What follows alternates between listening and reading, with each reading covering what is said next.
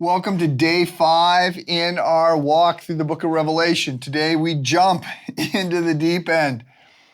I guess I get what I asked for, which is you would send in your questions.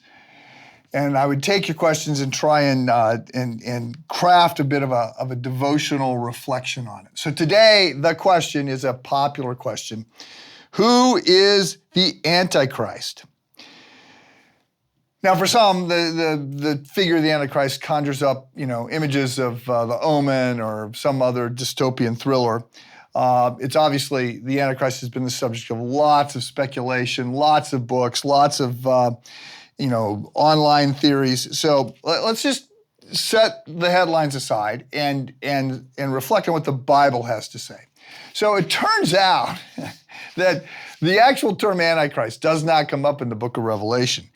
It comes up only in one place in the Bible, and that is not the letters of Paul, by the way. It comes up in the letters of John.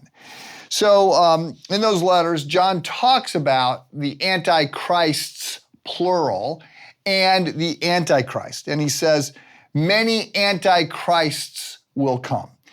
And then he points to one who is coming. And so what is he getting at? Well, in 1 John, an Antichrist is anyone who denies that Jesus is the Christ. So anybody that denies that Jesus is God who came in the flesh. And it's, in this case, it's not just somebody that's evil. It's someone who is actively opposing the truth and trying to lead others astray. That's what Antichrist means. Now, again, I recognize this perhaps is not what you have come to latch on to via some Hollywood versions that you've heard, but it's more consistent with the Bible. So that said, Scripture does describe a final figure, a culmination of all that is sort of mounting up against God.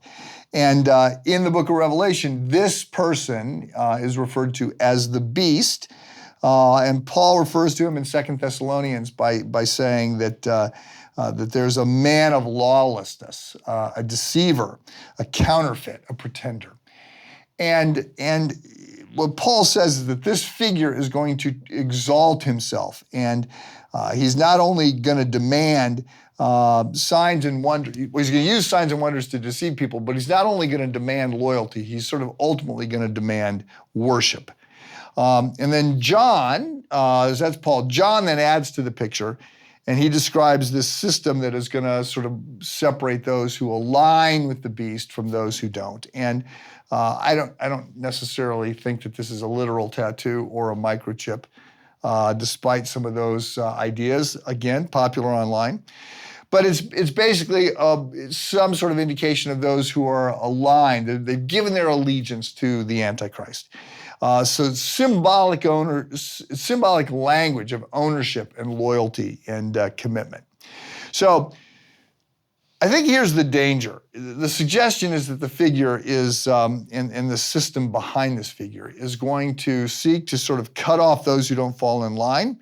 Those who don't fall in line are not going to be able to buy and sell, which is, sounds like some sort of retail policy, but I suspect it's really just much more about persecution. So there will be some sort of economic, cultural, spiritual system that is built up to try and exclude those people, to reward those who are aligned with the beast and to exclude and to punish those who are not. So, who is the Antichrist? Well, the Bible does not give us a name. What it's giving us is a profile. And it's telling us that there have always been people who have been in this sort of stream, been directionally antichrists in their demeanor and in the things they try and set up. So it also suggests that in some way, the culmination of this is going to metastasize in one last figure. And what we are told then is that we are to stand firm. We're not to panic. We're not told to speculate and try and figure this out. We're told to stay anchored. The book of Revelation is not about the Antichrist. It's about Christ. And the big message here is that the Lamb conquers, right? The Lamb who is the Lion of Judah, or the Lion of Judah who is the Lamb who was slain, conquers.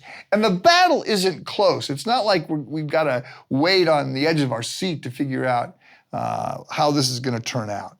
So the call to us is to not be nervous about the Antichrist. It's to stay focused on Jesus Christ and to give our allegiance to Jesus, to anchor ourselves in the truth, to resist the spirit of deception in all its forms, and to remember, we do not need to be afraid. We simply need to be faithful.